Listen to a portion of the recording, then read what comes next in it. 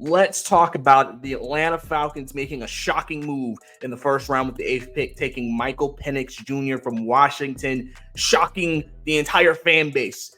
People not expecting this move. Falcons going ahead and taking the QB of the future, something that had built steam leading up to draft night. A lot of people were talking about the Falcons potentially considering a quarterback at 8, but I think a lot of people didn't believe they would actually do it, and they did.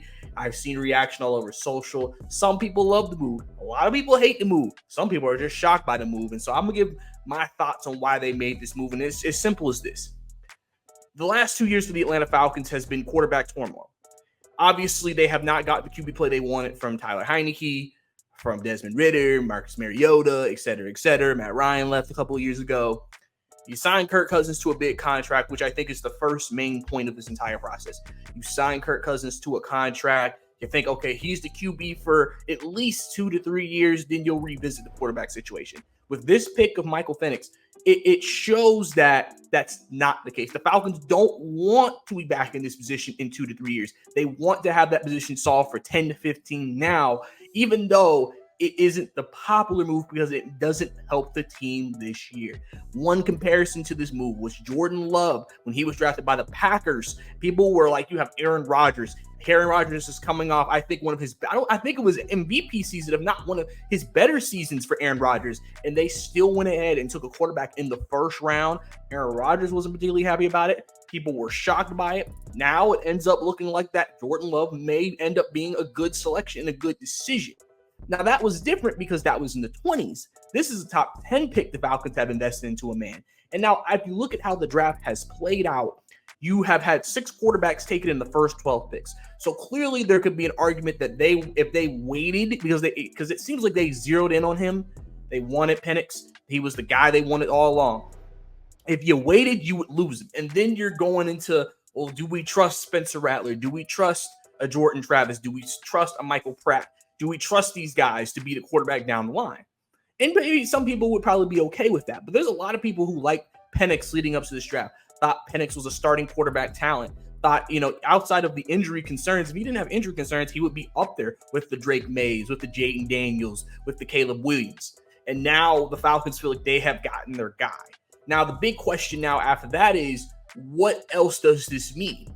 Do the Falcons potentially trade up? Currently, the draft is still going on as I'm recording this. They have not moved up back into the first round yet. Don't know if they will. But if they don't, I think a lot of Falcons fans will be disappointed because, once again, why did you make this move when there were pressing needs that you had this year? You still need a pass rusher. You still need an opposite corner of A.J. Terrell. You still need the opposite safety of Jesse Bates. So the question is, what is the plan there, especially with them not making any moves in free agency to necessarily address the defensive side of the ball?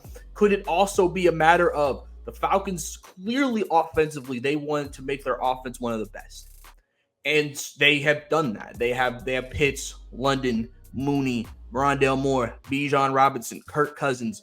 Offense should be really, really good this year. You add Penix, he'll obviously get to grow and develop. And one thing that I want to point out is, remember, the Falcons have 3 assistant QB coaches, the QB coach, Zach Robinson. They clearly have a structure and a system in place.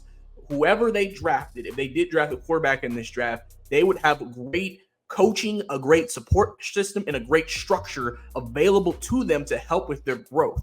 And so Michael Penix may get the fruits of that labor coming from the fact that they have that type of detailed staff in the meantime. But at the same time, one thing I also said I have battled with this pick is, again, you have pressing needs this year. Are you going to neglect pass rusher, which has been neglected for years, or the picks that you have made have not been sufficient? Are you because really realistically, you could look at this, and the Falcons could look at it this way too. They had a defense that was top 10. They were top 10 in multiple categories with a lack of a pass rusher, with the cornerback 2 being in flux, with Richie Grant not having a great season. So they maybe feel like we can still have a good defense, even if we don't have that elite pass rush. Even though the pass rush was better than it has been in previous years last year, they haven't still had that one dominant pass rusher. And so could they be hoping for that to still remain true? And now, one thing also about this draft class, there are still some very valuable pass rushers the Falcons can acquire later in this draft in the second or third round. They have 3 day 2 pick. So it's not a matter of they don't have any other ammunition to go get other guys. I just think, again, it's just going to be at the end of the day, what everybody's going to have issue with is you use the top 10 pick on a player that will not play for you probably not as soon as 2026 or 2025, probably 2026 realistically. And we also had multiple reports from multiple people who said that Kirk Cousins was unaware that the Falcons were making this selection. This caught him off guard. This shocked him. He's upset. His camp is frustrated. They're confused. Clearly, the Falcons made this move, did not communicate with Kirk Cousins. And I want to point out that Minnesota, when they were discussing things with Kirk Cousins, mentioned to Kirk Cousins about drafting a quarterback, and one of the reasons why they did not want to commit to him long term. So the fact that he came to the Falcons, got that financial security, got the long-term deal he wanted, and then they still end up drafting his future replacement. Kirk Cousins has every right now to be upset, to be angry, to be disappointed, to question, to wonder what is going on, what is happening, why was this the move that they made?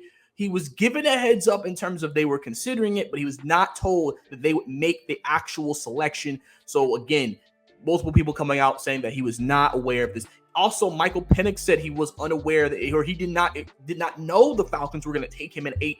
So it makes you wonder, when was this decision made? Was this a split-second decision? Was there another influence that potentially came into the room and said, we're going with him?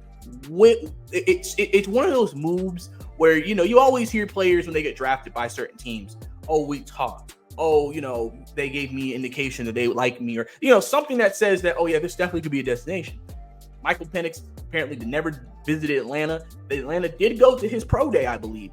But outside of that, there wasn't this full court. They're doing all this homework on Michael Penix. Now, obviously, you're doing homework on a lot of people, even if you're not going to, or they're not coming to your actual headquarters. But it's a decision, again, that a lot of Falcons fans are going to be just all over the place about. I think, like I said, it was a shocker. I was shocked. I'm sure you were shocked. Nobody expected this move to be made. This, obviously, for long-term reasons, could work in their favor. You end up got Kirk Cousins being competitive. You win maybe a Super Bowl with Kirk. Now, if you move on from Kirk, you still have a quarterback that you have a lot of confidence in, that you can bring in, continue that success moving forward instead of restarting this in 2 years. Because that also could be that too. With the type of stability they haven't had at quarterback the last couple of years, the Falcons could have easily viewed this situation and said, we need stability. We do not, because I get the point of, what if the Falcons are a really good team? You may be picking in the 20s, needing a quarterback. And do you want to put yourself in a position where you may have to trade your farm just to get up and get a quarterback? And now, depending on where the team is in a couple of years, because you don't know where the team will be in a couple of years, now that keeps you from maybe filling or addressing other needs that you potentially could have on this team because of the lack of draft capital that you have, where now they've set themselves up to, we have Michael Penix. Whenever that time comes when we move on from Kirk Cousins, we have that security. We have that quarterback that's ready to go, and we can continue to build the team as such moving forward. So these are all potential things that could be on the mind of Terry Fontenot and Raheem Morris when making a move like this. And like I said, this is going to be something that people are going to talk about for days. People are going to discuss and figure out what is going on.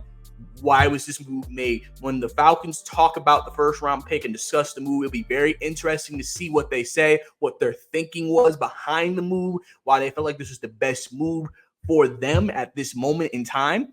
And listen, everybody's going to have their own opinions. Everybody's going to have their own thought process on it. It's just a matter of, what do you think of this move?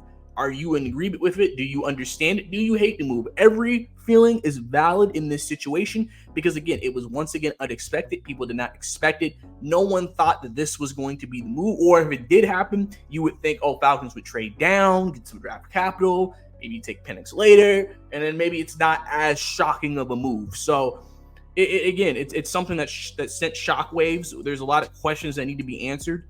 Falcons, like I said, still have draft capital. They still have free agency. They still have trades they can make. There's still time for them to do things and still get this team improved and fill some of the holes that they have. But I know a lot of people really just wish they went ahead, maybe got Rome from Washington, who was available at that pick. Maybe got Letu or Dallas Turner or one of them at that pick instead of taking the quarterback. But right now, it is what it is. The pick has been made. That's what they're going with.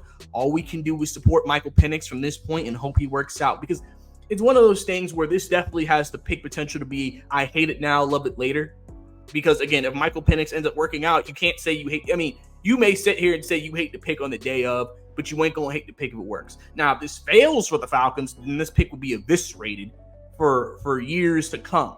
So this new regime with Terry and Raheem have to be sure that this is their guy. And if you find your guy, and Terry talked about this before, if you have a guy that you think that can be your franchise player, franchise quarterback for years to come, you need to bring him in. And clearly they said, Michael Penix, you think you could be a franchise quarterback? We're going to bring you in. And we're going to use the 8th pick to bring you in. So give your thoughts down below on what you think of the Michael Penix trade. Every thought is appreciated. Subscribe if you enjoyed this video. We're going to have more Falcons draft coverage coming up. Obviously, if they make any other moves, I'll probably post about that. Obviously, I'll recap day 2 of the draft Saturday morning, Saturday afternoon, and just kind of go from there unless another big move is just made where I feel like I have to come on and talk about it instantly. But Michael Penix Jr. is an Atlanta Falcon. People are shocked. The Falcons are thinking about the future with this move. And so the question is now, what's next for this team as the draft continues on? It's your boy, Bryce Lewis. See you next time.